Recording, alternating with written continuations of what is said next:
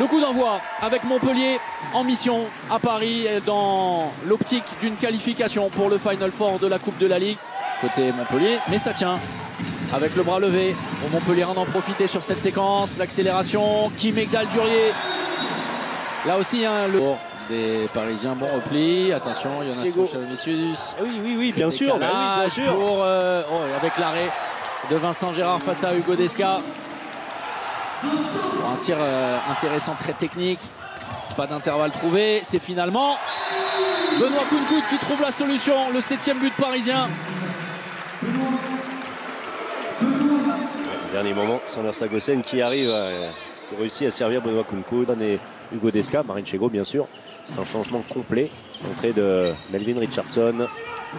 Et c'est bien, très bien la part de Kylian Vimino, tout en vitesse. Prend le meilleur sur Benoît Kounkoud.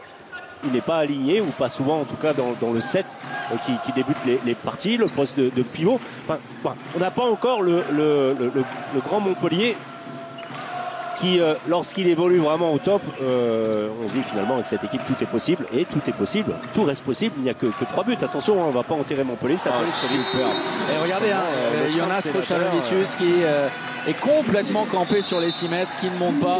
Michael Hansen dans un fauteuil sur son trône. Bien pris par Truchalonicius. Sagosen, superbe d'engagement là-dessus pour le 25e but parisien. Trop facilement, les Parisiens trouvent des solutions. On parlait de cette agressivité nécessaire, il en manque. Hein. Pareil, qui était dominateur, qui imposait sa puissance et sa lecture dans le bloc central sur un poste 3, sur une simple passe sautée. Bien joué, Kevin Bonnefoy, heureusement. Et ça n'a pas suffi. Les Rhein-Neckar Leuven ne verront pas Hambourg. Grosse surprise, si l'on peut dire. C'est bien joué pour relancer la machine avec Diego Simone, le jeu sans ballon. Le gros temps de fixation de Valentin Porte. Et regardez, hein, le regard très loin, la tête bien haute. Les derniers instants d'une partie à sens unique. Avec, comme il y a quelques semaines, la victoire du PSG. La différence est évidemment l'issue de cette rencontre, puisque Paris rejoint Toulouse, Nantes et Chambéry au Final Four de la Coupe de la Ligue. Victoire logique, indiscutable et trop peu discuté. Voilà, c'est un petit peu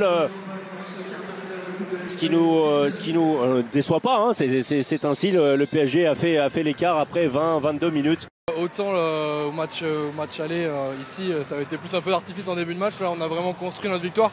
On tourne à +7, ce qui est très bien, ce qui est très bon. Et après, on a plutôt géré. Bon, sur la fin, leur passage à 7 contre 6 nous a un peu posé des problèmes, mais on avait fait le nécessaire avant. Non, mais les interviews se suivent et se ressemblent à Paris, ça m'énerve. Hein. On arrive, on parle beaucoup, on dit les gars c'est ce soir, ils ont peut-être des blessés, c'est peut-être le moment de le faire.